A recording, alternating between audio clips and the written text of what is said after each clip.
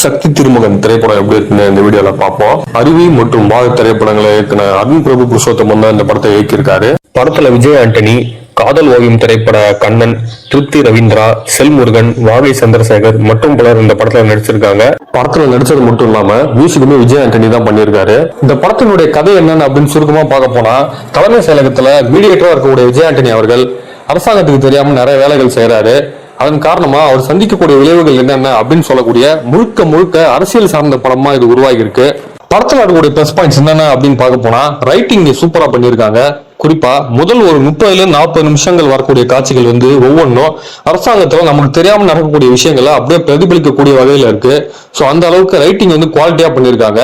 ஒரு காட்சிகள்லயும் ஒரு டீடைலிங் அதுல விதவிதமா காமிச்சிருக்காங்க. படத்தினுடைய ஆரம்பத்துல வரக்கூடிய பிளாஷ்பேக் சீனா இருக்கட்டும், செகண்ட் ஹாஃப்ல வரக்கூடிய பிளாஷ்பேக் சீனா இருக்கட்டும், எங்கேயுமே சலிப்பு தட்டல. அந்தந்த சீன்ஸ்ல ரைட்டிங்ல பக்காவா பண்ணிருக்காங்க. என்னதான் செகண்ட் ஹாஃப்ல திருப்பங்கள் நிறைந்த காட்சிகள் இல்லைனாலுமே கதைக்கு என்ன தேவையோ அதற்கு தகுந்தபடி ஸ்கிரீன் பிளே ரொம்ப வேகமாவே போயிட்டு இருக்கு. மியூசிக்கை பொறுத்த வரைக்கும் கேட்கக்கூடிய அளவுக்கு பாடல்கள் எதுவுமே இல்லைனாலுமே அந்தந்த காட்சிகள்ல வரக்கூடிய பிஜிஎம் ஒன்னு டாப் நாச்சிங்கா இருக்கு.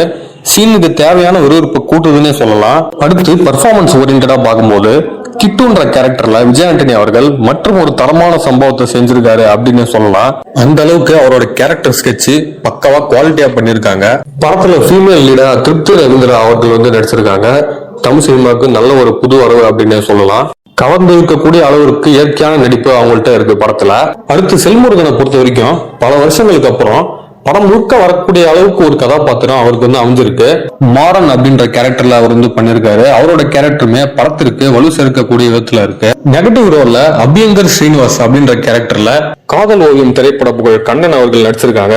சோ பல வருடங்களுக்கு அப்புறம் அவருடைய முகம் திரும்பவும் தமிழ் சினிமால தெரியுது. படத்துல அவருடைய நடிப்பு, அவருடைய பாடி லாங்குவேஜ் இதெல்லாம் பார்க்கும்போது தமிழ் சினிமா அவரை கொண்டாட மறந்துடுச்சோ அப்படிங்கிற ஃபீல் எனக்கு இருந்தது.